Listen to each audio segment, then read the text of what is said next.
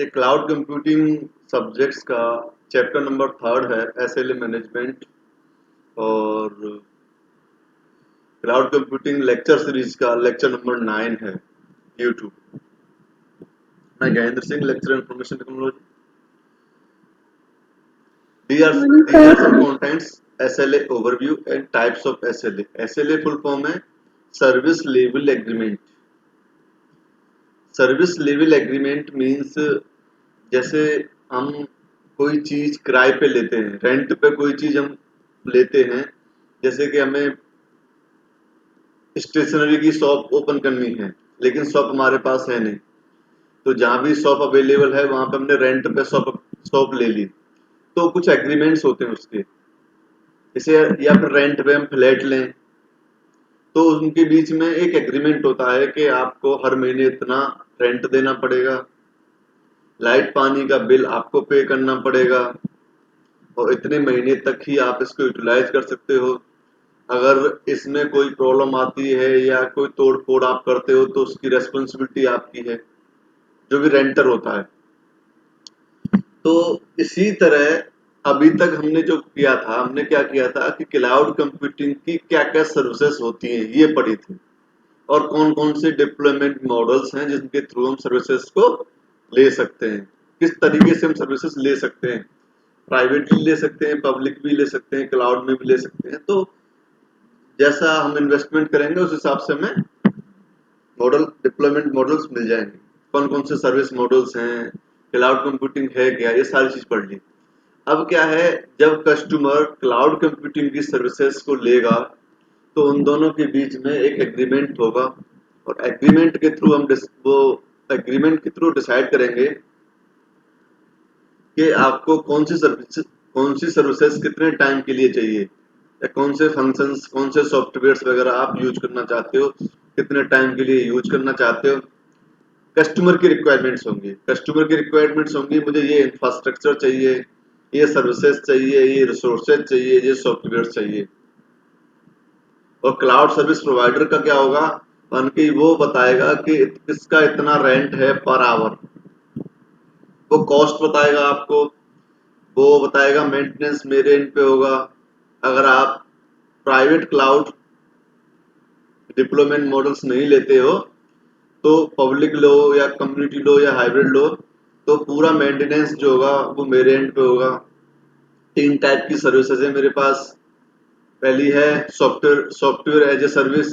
इसमें क्या होगा कि जितनी भी सर्विसेज होंगी, चाहे इंफ्रास्ट्रक्चर की हो चाहे सॉफ्टवेयर एप्लीकेशंस की हो, सब क्लाउड सर्विस प्रोवाइडर ही मेंटेन करेगा, अपडेट करेगा। दूसरी है platform as a service. Platform as a service में क्या है कि आपको इंफ्रास्ट्रक्चर्स और वो प्लेटफॉर्म जिस पे आप कोई भी एप्लीकेशन डेवलप कर सकते हो वो एप्लीकेशन, लेकिन बाकी की जो एप्लीकेशन का कौन सी डेवलप करनी है, उसके डेटा को कहाँ स्टोर करना है, ये तो है कस्टमर की रेस्पॉन्सिबिलिटी होगी। और बाकी बची जो चीज है वो क्लाउड सर्विस प्रोवाइडर की होगी। और इंफ्रास्ट्रक्चर एज सर्विस में क्या था कि इंफ्रास्ट्रक्चर रिलेटेड जितनी भी थिंग्स हैं वो क्लाउड सर्विस प्रोवाइडर का, जो क्लाउड सर्विस प्रोवाइडर है वो प्रोवाइड कराएगा कस्टमर को। और बाकी की जो सॉफ्टवेयर है, प्लेटफॉर्म है, वो रेस्पॉन्सिबिलिटी कस्टमर की होगी। तो ये सारे एग्रीमेंट्स हम करते हैं जिस टाइप की सर्विसेज कस्टमर, जैसी कस्टमर की रिक्वायरमेंट होगी उसी के अनुसार सर्विस क्लाउड सर्विस प्रोवाइडर और कस्टमर के बीच में एक एग्रीमेंट होता है, जिसको एसएलए बोलते हैं, सर्विस लेवल एग्रीमेंट। तो SLA service level agreement is the bond for performing negotiating between the cloud services provider and the client. जैसा मैं बता रहा था आपको कि क्लाउड सर्विस प्रोवाइडर और क्लाइंट के बीच में नेगोशिएशन का मतलब है, जैसे आप किसी दुकान पे कोई चीज परचेज करने जाते हो तो वो कहता है कि मान के ये आइटम 500 का है, आप कहते हो नहीं मैं 450 पे करूंगा इसका। तो ये एक तरह से इसको नेगोशिएशन बोलते हैं। तो जब हम किसी की सर्विसेज लेते हैं तो वहां पे जहां पे नेगोशिएट करने की प्रिफरेंसिबिलिटी होती है वहां पे हम नेगोशिएशन करते हैं। और हर जगह करते हैं, सब्जी की दुकान पे करते हैं, फल की दुकान पे करते हैं, जनरल स्टोर्स पे करते हैं, क्लोथ शॉप पे करते हैं, मॉल्स में करते हैं, सब जगह करते हैं। तो service level agreement is the bond.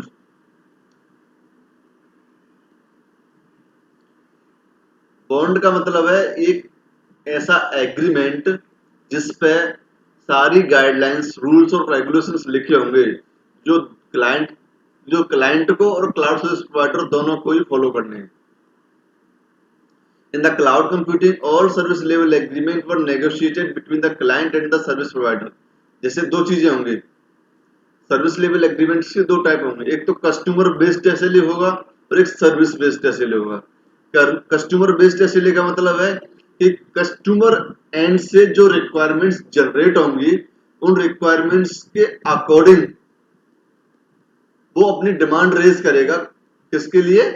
Cloud service provider के लिए। तो कस्टमर ने अपना एसएलए दे दिया उसको कि मुझे ये चीजें चाहिए और इतने इतने टाइमिंग के लिए चाहिए। अब सर्विस बेस्ड एसएलए क्या होगा कि जो क्लाउड सर्विस प्रोवाइडर है उन सर्विसेज की अवेलेबिलिटी कराएगा क्लाइंट को विद कॉस्ट के साथ, विद मेंटेनेंस के साथ और रिसोर्स फ्लेक्सिबिलिटी के साथ। रिसोर्सेज कम एंड डाउन मतलब जितनी भी सर्विसेज होंगी, जितनी भी फैसिलिटीज होंगी क्लाउड सर्विस प्रोवाइडर के पास, वो सारा लिख के अपने सर्विस लेवल एग्रीमेंट में प्रोवाइड कराएगा। Service level agreement usually specify some parameters which are mentioned below. Service level agreement जो होगा उसमें जो भी पैरामीटर्स हैं उस तरह से होंगे। कैसे होंगे? एक तो availability of the services, up time, मतलब सर्विसेज की अवेलेबिलिटी जो है अप टू डेट होनी चाहिए। विद इन ए मिनट हमें सर्विस, जो भी सर्विस हमें चाहिए उसकी अवेलेबिलिटी हमें मिल जाए। लेटेंसी और रेस्पॉन्स टाइम। लेटेंसी और रेस्पॉन्स टाइम का मतलब है कि जब भी हम किसी सर्विस, सॉफ्टवेयर, इंफ्रास्ट्रक्चर की रिक्वायरमेंट करें, मतलब क्लाइंट जब भी किसी सर्विस की, किसी रिसोर्स की, किसी सॉफ्टवेयर की, किसी एप्लीकेशन की और किसी भी स्टोरेज की, जो भी सर्विसेज हैं क्लाउड सर्विस प्रोवाइडर की, उससे किसी भी सर्विस की रिक्वायरमेंट करे तो विद इन ए सेकेंड वो उसे रेस्पॉन्ड करे। रेस्पॉन्स टाइम बहुत कम होना चाहिए, इसलिए रेस्पॉन्स टाइम जितना कम होगा प्रोडक्शन उतना ज्यादा हो जाएगा। Service component reliability. Service component reliability का मतलब है कि जो भी हम सर्विसेज ले रहे हैं वो रिलायबल होनी चाहिए। ऐसा नहीं है कि उनमें कोई प्रॉब्लम्स आ जाए, बार बार कोई प्रॉब्लम जनरेट हो जाए, हमारा काम जो है डिस्टर्ब होता रहे। तो रिलायबिलिटी का मतलब कंपेटिबल होनी चाहिए, मतलब पूरी तरह से वर्किंग क्राइटेरिया में होनी चाहिए। Next, each party accountability. Accountability का मतलब है सर्विस मेजरमेंट। तो इसमें क्लाइंट को भी यूज करना, जो हमारा क्लाइंट है उसे भी अकाउंटेबिलिटी रखनी चाहिए कि मैंने कौन सी सर्विस, कौन सी एप्लीकेशन को कितने टाइम तक यूज किया, स्टोरेज को कितने टाइम यूज किया, सर्वर को कितने टाइम यूज किया। और ऐसे ही क्लाउड सर्विस प्रोवाइडर को, क्योंकि क्या होता है अगर एक अकाउंटेबिलिटी नहीं रखता है दूसरा, भाई क्लाउड सर्विस प्रोवाइडर तो रखेगा ही रखेगा क्योंकि उसे तो पेमेंट लेना है। तो वो वो क्लाइंट से भी यही कह देता है कि आप भी अपनी अकाउंटेबिलिटी मेंटेन रखना, ताकि जब हम पेमेंट की बात करें तो जो भी सर्विसेज यूज किए, जितने टाइम यूज किए वो मैच हो जाए, तो कोई भी जो डिस्क्रिपेंसी जो है ना रहे बीच में हमारे। और नेक्स्ट है वारंटीज। वारंटीज का मतलब है कि जो भी services cloud service provider provide करा रहा है किसके लिए, क्लाइंट के लिए, वो जैसे वारंटी होती है ना, किसी प्रोडक्ट को आप परचेज करते हो तो उसकी वारंटी होती है, तो जैसे क्लाउड सर्विस प्रोवाइडर भी वारंटी देता है कि ये सॉफ्टवेयर जो है अप टू डेट है और रिलायबल है, कंपेटिबल है हर प्लेटफॉर्म पे, इन चीजों की। अब आती है कि एसएलए जो होता है क्लाउड कंप्यूटिंग में, उसकी जरूरत क्यों है, इंपोर्टेंस क्यों है एसएलए की इन क्लाउड कंप्यूटिंग में। तो एसएलए जो होता है service level agreements acts as a future foundation for the provisioning and monitoring of services in the cloud. SLA का मतलब है कि ये फ्यूचर फाउंडेशन है जो क्लाउड कंप्यूटिंग की जो सर्विसेज हैं उनको प्रोविजनिंग करती है और मॉनिटरिंग करती है। प्रोविजनिंग का मतलब है कि सर्विसेज को कभी स्केल अप कर देना, कभी स्केल डाउन कर देना। मॉनिटरिंग का मतलब है कि कितनी सर्विसेज ये यूज कर रहा है, monitoring. Consumers needs SLA to specify their requirements regarding quality of services, security and backup plan for the performance failure। एक तो पहला जो है SLA act as a future foundation for the provisioning and monitoring of service in cloud computing. ये cloud service provider का काम है। Cloud service provider ही क्लाउड कंप्यूटिंग की सर्विसेज को मॉनिटर करेगा, प्रोविजनिंग करेगा और फ्यूचर के लिए एक स्कोप तैयार करेगा, एक प्लान तैयार करेगा। और कंज्यूमर्स क्या करेंगे, जो क्लाइंट्स हैं हमारे पास, वो एसएलए को इस तरह से स्पेसिफाई करेंगे कि उसमें जो भी रिक्वायरमेंट्स हैं उनकी, कि सर्विस जो है वो एक क्वालिटी, सर्विस ऑफ क्वालिटी अच्छी होनी चाहिए, सिक्योरिटी पैरामीटर्स उसके अच्छे होने चाहिए, डेटा का बैकअप और रिकवरी जो है टूल होना चाहिए, ताकि अगर कोई परफॉर्मेंस या कोई भी एप्लीकेशन फेल होती है किसी भी कंडीशन में, तो उस डेटा को हम रिकवर कर सकें, बैकअप ले सकें उसका। ये चीज, ये बेनिफिट होता है SLA. Need of SLA, service level agreement की जरूरत क्या है? एंटरप्राइजेस जो होती है develop the web applications and diploid on the infrastructure of the third party service provider. बहुत सारी क्या होता है कि बहुत सारी कंपनीज क्या करती हैं, वो वेब एप्लीकेशंस डेवलप करती हैं और डेवलप करके उनको जितने भी थर्ड पार्टी सर्विस प्रोवाइडर्स हैं उनके इंफ्रास्ट्रक्चर पर उसको डिप्लॉय कर देती है, माने कि जो भी वेब एप्लीकेशंस हैं उनको डिप्लॉय कर दिया। जैसे एंटरप्राइज का मतलब है जो भी बिजनेस है हमारी, उसने क्या किया, डेवलप किया क्या वेब एप्लीकेशंस को और उनको डिप्लॉय कर दिया कहां पे, एक इंफ्रास्ट्रक्चर है वो, और इंफ्रास्ट्रक्चर जो किसका है, थर्ड पार्टी सर्विस प्रोवाइडर का। ठीक है, it necessitated the enterprise to enter into the legal agreement with the infrastructure service provider to guarantee minimum quality of services।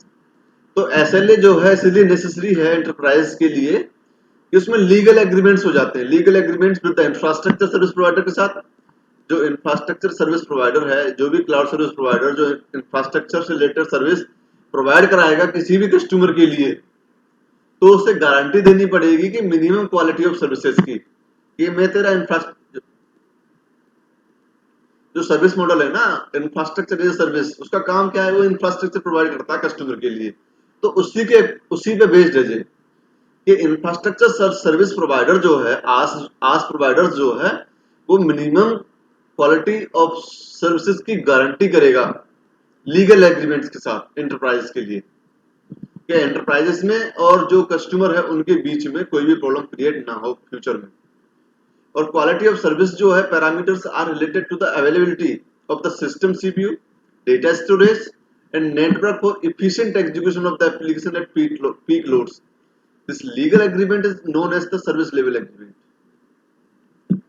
अब क्वालिटी ऑफ सर्विस पैरामीटर का क्या मतलब है भाई? ये तो हमने बात कर ली कि हमें क्वालिटी ऑफ सर्विस की जरूरत है, गारंटी चाहिए हमें। तो क्वालिटी ऑफ सर्विस के क्या क्या पैरामीटर्स होंगे? तो क्वालिटी ऑफ सर्विस के जो पैरामीटर्स होंगे वो रिलेट करेंगे, एक तो सिस्टम सीपीयू की availability, data storage, network for efficient execution of the application at peak loads. जब क्या होगा, जब बैंडविड्थ कंजप्शन बहुत ज्यादा होगा, बैंडविड्थ कंजप्शन बहुत ज्यादा होगा, बैंडविड्थ जो पूरी तरह से लोड होगी उस ट्रैफिक के साथ, तो वहां पे जो भी network, data storage, system CPU जो भी होंगे वो पीक लोड्स पे उन सब की अवेलेबिलिटी कराएगा, एक क्वालिटी ऑफ सर्विस की गारंटी है। और ये लीगल एग्रीमेंट को हम ऐसे ले कहेंगे।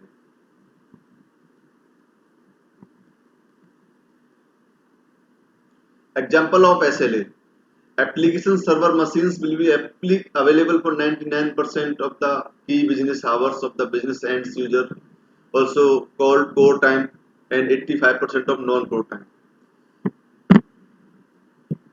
ये कह रहा है कि जो एप्लीकेशन सर्वर मशीन है वो 99.9% अवेलेबल रहेगी की बिजनेस आवर्स में। की बिजनेस आवर्स क्या होते हैं? 9 to 5 इन ए डे। अगर किसी बिजनेस आवर्स की बात करें, या तो 9 से 5 या 10 से 5, इस तरह से 9 से 6, 10 से 5 का एक टाइमिंग्स रहेंगी, तो इसको बोलेंगे हम की बिजनेस आवर्स। तो वहां पे 99% जो भी सर्विस सर्वर मशीन्स हैं, एप्लीकेशन सर्वर मशीन्स हैं, वो अवेलेबल रहेंगी एप्लीकेशन एंड यूजर्स के लिए। जो कस्टमर है उसके लिए हमेशा 99% की बिजनेस आवर्स में जो भी सर्विसेज हैं वो अवेलेबल रहेंगी। और इसको हम कोर टाइम कहते हैं। क्या कहते हैं? इस की बिजनेस आवर्स को कोर टाइम कहते हैं। और बाकी के टाइम में, जैसे 9 to 5 हमारा कोर टाइम है, तो इस ड्यूरेशन में तो 99.9% अवेलेबिलिटी रहेगी एप्लीकेबल सर्वर मशीन्स की, लेकिन नॉन कोर टाइम में भी 85% तक अवेलेबिलिटी है। Another SLA may state that the service provider would respond to the reported issues in less than 10 minutes during the core time. Core time क्या है? 9 to 5 का जो कोर टाइम है उसमें कोई भी एसएलए जो है वो ये सर्विस प्रोवाइडर को ये मतलब सर्विस प्रोवाइडर की एसएलए में ये गाइडलाइंस होंगी कि विद इन 10 मिनट्स उसे रिपोर्ट करना पड़ेगा। जो भी इश्यू रेज हुआ है कस्टमर एंड पे उसके वो रिपोर्ट करेगा कस्टमर। जब कस्टमर एंड पे कोई भी इश्यू आएगा तो वो रिपोर्ट करेगा किसको? सर्विस प्रोवाइडर को। तो सर्विस प्रोवाइडर को लेस देन 10 मिनट्स उसको रेस्पॉन्ड करना पड़ेगा कोर टाइम में, और नॉन कोर टाइम में 1 आवर का टाइम दे रखा है, 1 घंटे में उसको रेस्पॉन्ड कर सकता है। These SLA are known as the infrastructure SLA, infrastructure service provider, also known as the application service provider। इनको इस टाइप के जो आपका SLA है इसको इंफ्रास्ट्रक्चर SLA कहेंगे, क्योंकि ये इंफ्रास्ट्रक्चर से रिलेटेड सर्विसेज की बात कर रहा है, रिसोर्सेज की बात कर रहा है। Hosting of applications of third party service provider, मतलब थर्ड पार्टी सर्विस प्रोवाइडर पे हम किस तरह से एप्लीकेशंस को होस्ट करते हैं। देखो ये एप्लीकेशन सर्विस रिक्वेस्ट है, ये वाली आपकी एप्लीकेशन सर्विस रिक्वेस्ट में क्या है? हमारे पास यूजर हैं, यूजर 1, यूजर 2, ये इंटरनेट के थ्रू कनेक्टेड है और ये एक एप्लीकेशन रिक्वेस्ट जनरेट कर रहे हैं, ये वाली किसके साथ? एप्लीकेशन सर्विस प्रोवाइडर के साथ, जहां पे एंटरप्राइजेस हैं 1, 2, 3। तो इस एप्लीकेशन सर्विस प्रोवाइडर क्या करेगा? जो भी सर्विस लेवल एग्रीमेंट कर रखा है हमने, अब ये देखेगा कि यूजर का किस एंटरप्राइज के साथ एसएलए है। तो जब वो उस एंटरप्राइज के साथ सर्विस लेवल एग्रीमेंट चेक करेगा, ये सर्विस लेवल एग्रीमेंट है और ये एंटरप्राइजेस है, और ये इसको चेक करेगा तो ये चेक करेगा इंफ्रास्ट्रक्चर की अवेलेबिलिटी। उसे पता है कि जैसे जो एंटरप्राइजेस है एसएलए के थ्रू इसे इंफ्रास्ट्रक्चर अवेलेबिलिटी करानी है इस यूजर के लिए, तो वो उसको वो रेस्पॉन्ड कर देगा एप्लीकेशन सर्विस प्रोवाइडर को, और एप्लीकेशन सर्विस प्रोवाइडर क्या करेगा? रेस्पॉन्स कर देगा यूजर्स को कि जो भी आपकी रिक्वायरमेंट है वो रेस्पॉन्स टाइम जो है वो बहुत कम कर दिया जाएगा। क्लियर है?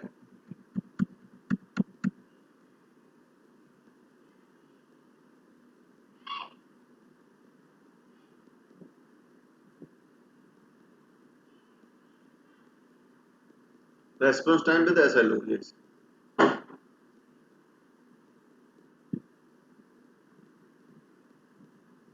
Hosting of applications of third party service provider, जहां पे वही डिक्लेरेशन दे रखी है जो मैंने अभी बताई आपको कि require a set of tools for monitoring on and measurement of availability of the infrastructure. मतलब कुछ टूल्स हम सेट कर देंगे जो मेजरमेंट और मॉनिटर करेंगे इंफ्रास्ट्रक्चर की अवेलेबिलिटी को। Availability of the infrastructure does not automatically guarantee the availability of the applications for its and users. मतलब अगर इंफ्रास्ट्रक्चर की अवेलेबिलिटी है ऑटोमेटिकली तो वो गारंटी नहीं देगा कि एप्लीकेशंस की अवेलेबिलिटी भी होगी आपके लिए automatically. These tools help in tracking the SLA adherence. The responsibility for making the applications available to its end users is with the enterprises. Enterprises IT team performs capacity.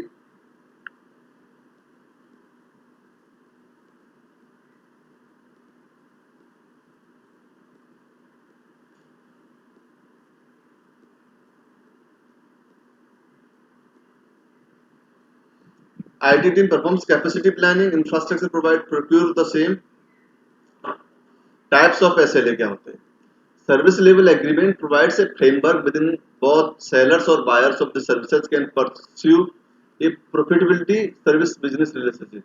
मतलब जो बेचने वाला है और जो खरीदने वाला है, सेलर्स और बायर के बीच में एक फ्रेमवर्क प्रोवाइड करेगा सर्विस लेवल एग्रीमेंट, जिसके थ्रू आप बिजनेसेस के बीच में रिलेशनशिप को प्रॉफिटेबल बना सकते हो। फ्रॉम ए लीगल पर्सपेक्टिव, अगर लीगल कानूनी तौर तरीके से हम देखें इसको, the necessary terms and the conditions that binds the service provider to provide service continually to the service consumers are formally defined in SLA. SLA can be modeled using web service level agreements। SLA जो होगा उसकी modelling जो होगी web service level agreements के through करेंगे। यहाँ पे language specification होगा। ये टाइप्स ऑफ SLA हैं, एक इंफ्रास्ट्रक्चर SLA है, एप्लीकेशन SLA है और फ्लेक्सिबल SLA है। इंफ्रास्ट्रक्चर जो SLA है आपका, वो इंफ्रास्ट्रक्चर से रिलेटेड जो भी रिसोर्सेज होंगे उन्हें कस्टमर को प्रोवाइड करने के लिए गारंटी करेगा। द इंफ्रास्ट्रक्चर प्रोवाइडर्स मैनेज और offers the guarantee of availability of the infrastructure, जैसे सर्वर मशीन्स हो सकती हैं, power, network connectivity and so on. Enterprises manage themselves their applications that are deployed on these server machines. अब यहाँ infrastructure की guarantee तो infrastructure ऐसे ले दे रहा है कस्टमर के लिए, लेकिन वो ये कह रहा है कि जो भी एप्लीकेशंस हैं वो सर्वर मशीन पे डिप्लॉय करने की गारंटी वो उसको मैनेज नहीं करेगा. वो जो एंटरप्राइज है, जो कंपनी है, उसे खुद मैनेज करना है. The machine are leased to the customer and are isolated from machines of other customers. मतलब जो भी मशीन्स हैं उनको लीज पे ले लिया हमने, किराए पे ले लिया कस्टमर्स के लिए, और उनको आइसोलेट कर दिया एक पर्टिकुलर कस्टमर के लिए. जैसे यहाँ पे की कॉन्ट्रेक्चुअल एलिमेंट्स है ऑफ इंफ्रास्ट्रक्चर ऐसे लेगा, जैसे कि हार्डवेयर की अवेलेबिलिटी जो है इंफ्रास्ट्रक्चर ऐसे ले 99% अप टाइम्स होगा इन कैलेंडर मंथ्स में. अप टाइम का मतलब है कोड टाइम में. पावर अवेलेबिलिटी 99.9% होगी कैलेंडर मंथ में. डेटा सेंटर नेटवर्क अवेलेबिलिटी भी 99.99% होगी. बैकबोन नेटवर्क अवेलेबिलिटी भी इतनी होगी, क्योंकि ये अगर लाइट नहीं होगी आपके पास, डेटा सेंटर सर्वर नहीं होगा, बैकबोन नेटवर्क नहीं होगा, तो आप कनेक्टिविटी कर ही नहीं पाओगे ना कस्टमर और इंफ्रास्ट्रक्चर की जो सर्विस प्रोवाइडर है उनके बीच में. Service credit for unavailability, refund of services credit for down. Service credit for unavailability, ये जो टास्क है आपका, इसका मतलब है कि अगर आपको सर्विसेज नहीं मिल पाती हैं, अगर नेटवर्क की वजह से सर्विस नहीं मिल पाती है, तो जो भी सर्विसेज का पेमेंट किया है वो रिफंड होगा आपका. Outage notification guarantee, notification of customer within 1 hour of complete down time. Outage notification guarantee का मतलब है कि कस्टमर के लिए within 1 hour complete down time में नोटिफिकेशन देगा वो. इंटरनेट लेटेंसी गारंटी, जब लेटेंसी मेजर्ड होगी 5 मिनट्स इंटरवल्स पे टू अपस्ट्रीम प्रोवाइडर्स और average does not exceed 60 millisecond. Packet loss guarantee shall not 1% से ज्यादा नहीं हो सकती है. पैकेट लॉस गारंटी जो है इट नॉट मोर देन 1%. इसके चैलेंजेस हैं इंफ्रास्ट्रक्चर ऐसे लेके कि application is black box to the service provider and the service provider has virtually no knowledge about the application run time characteristics. Risk of capacity planning is with the service provider instead of the customer. इसमें क्या है कि अगर कोई भी customer decide करेगा highest grade of SLA simultaneously, तो they may not be sufficient number of servers for provisioning और meeting the SLA obligations of all customers. मतलब अगर एसएलए की कोई भी कंडीशंस को वायलेट करता है सर्विस प्रोवाइडर, तो कस्टमर उसके लिए ऑब्लिगेट कर सकता है, उस पर आरोप लगा सकता है. Service provider needs to understand the performance bottlenecks and scalability of the application. Service provider को जो भी एप्लीकेशंस की स्केलेबिलिटी है या जो भी परफॉर्मेंस है उसको अंडरस्टैंड करके उसकी जो अकॉर्डिंग जो रिक्वायरमेंट्स है उसको जनरेट करना पड़ेगा. प्रोवाइडर एनालिसिस करेगा एप्लीकेशंस को before it's goes online. However, subsequent operations enhancement by the customers to their applications, auto updates होंगे beside other can impact the performance of the applications. ये application SLA है. इसमें जो भी सॉफ्टवेयर से related things हैं उन्हें प्रोवाइड कराने के लिए आपका जो वो क्लाउड सर्विस प्रोवाइडर है वो रेस्पॉन्सिबल रहेगा. In the application co-location hosting model, the server capacity is available to the application based solely on their resource demand. The service provider are flexible in allocating or deallocating computing resources among the co-located applications के लिए. Application service provider जो है वो क्या करेगा, flexible रहेगा allocate और डीअलोकेट करने में. अगर कोई एप्लीकेशन चाहिए आपको वो अलोकेट कर देगा आपके लिए, अगर कोई नहीं चाहिए उससे डीअलोकेट कर देगा कंप्यूटिंग रिसोर्सेज को उन एप्लीकेशंस के बीच में. The service provider are also responsible for ensuring to meet their customer applications SLO, और this service provider are known as managed service providers. जो भी कस्टमर की सर्विसेज को मैनेज करेगा, कस्टमर की जो एप्लीकेशंस हैं उनको इंश्योर कराएगा और सर्विस प्रोवाइडर की रेस्पॉन्सिबल कर देगा उसको कि जो सर्विस प्रोवाइडर की रेस्पॉन्सिबल है कि एप्लीकेशन मैनेजमेंट जो है सर्विस प्रोवाइडर को ही करना है कस्टमर के लिए. जैसे सर्विस लेवल पैरामीटर मैट्रिक्स है. वेबसाइट रेस्पॉन्स टाइम 3.5 सेकंड्स पर यूजर रिक्वेस्ट कर दिया मैक्सिमम, इससे ज्यादा नहीं हो सकता. फंक्शंस क्या है, लेटेंसी ऑफ वेब सर्वर्स की 0.2 सेकंड पर रिक्वेस्ट हो जाएगी मैक्सिमम. डेटाबेस की 0.5 सेकंड पर क्वेरी. एवरेज लेटेंसी जो होगा वो latency of web server 1, latency of web server 2 upon 2. Website response time average latency of web server plus latency of database, जो सारे टर्म्स दे रखी है इसमें. मेजरमेंट डायरेक्टिव्स क्या होगा, डेटाबेस लेटेंसी अवेलेबिलिटी जो होगी, आप इस एक लिंक दे रखा है, इस पे आप चेक कर सकते हो कि किस तरह से मेजरमेंट डायरेक्टिव्स होते हैं। जैसे कि वेब सर्विस लेटेंसी अवेलेबल, ये वेब लेटेंसी जो डेटाबेस लेटेंसी और वेब सर्विस लेटेंसी दोनों इन लिंक्स पे आपको अवेलेबल हो जाएंगे। सर्विस लेवल ऑब्जेक्टिव्स क्या है? सर्विस एश्योरेंस है, मतलब ये सर्विस की गारंटी देता है आपको कि सर्विस प्रोवाइड कराएगा। पेनल्टी क्या है? अगर website latency less than 1 second है, when apparent connection less than 1000, तो 1000 USD for every minutes while the SLO was breached. अगर आप वेबसाइट की लेटेंसी लेस देन 1 सेकंड है, कब? जब कंकरेंट कनेक्शन लेस देन 1000 से कम है, तो उस टाइम पे 1000 यूएस डॉलर्स की पेनल्टी लगेगी एवरी मिनट्स, जब तक एसएलओ की कंडीशंस को जी वायलेट करते रहेंगे। Flexible SLA. It is also possible for a customer and the service provider to mutually agreed upon a set of SLA with different performance and cost structure rather than the single SLA. Flexible SLA का मतलब है ये customer और service provider दोनों मिलकर कर सकते हैं। इसे जो भी परफॉर्मेंस पैरामीटर्स को लेके चलना है, कॉस्ट स्ट्रक्चर को लेके चलना है, तो वहाँ पे जो भी नेगोशिएशन होने हैं वो दोनों के बीच में, कस्टमर और सर्विस प्रोवाइडर के बीच में म्यूचुअली एग्रीड होंगे दोनों के दोनों, इसलिए इसको फ्लेक्सिबल कहते हैं। The customer has the flexibility to choose any of the agreed SLA from the available offerings. जो सर्विस प्रोवाइडर है, जो भी सर्विस वो प्रोवाइड करा रहा है, जो भी सर्विसेज वो ऑफर कर रहा है कस्टमर के लिए, उनमें से जो जो सर्विसेज की रिक्वायरमेंट है उन्हें चूज करेगा कस्टमर, और उस एसएलए के थ्रू अपनी कंडीशंस को एग्रीड कर देगा। हाँ कि मुझे ये चीजें चाहिए और बाकी चीज नहीं चाहिए। और रन टाइम पे customer can switch between the different SLA. अगर जो फ्लेक्सिबल एसएलए हमने कर लिया, अगर फिर हम जो है लॉगिन हो गए, क्लाउड कंप्यूटिंग सर्विसेज को एक्सेस कर रहे हैं, यूज कर रहे हैं, कोडिंग्स कर रहे हैं, एप्लीकेशन डिप्लॉयमेंट कर रहे हैं, टेस्टिंग कर रहे हैं, तो उस टाइम पे भी कस्टमर जो है स्विच कर सकता है अलग एसएलए में, इसमें कोई वो नहीं है। ये आज का लेक्चर था, तो अब इसमें 2 पार्ट्स और बचते हैं जो नेक्स्ट में आपको इंट्रोड्यूस कराएंगे। बाकी अगर आपको कंटेंट्स अच्छे लग रहे हैं तो यूट्यूब पे जाइए, वहाँ पे गजेंद्र चाम नाम से मेरा चैनल है, वहाँ पे मेरे सारे वीडियोस हैं क्लाउड कंप्यूटिंग के, वहाँ पे आप विजिट कर सकते हो और देख सकते हो।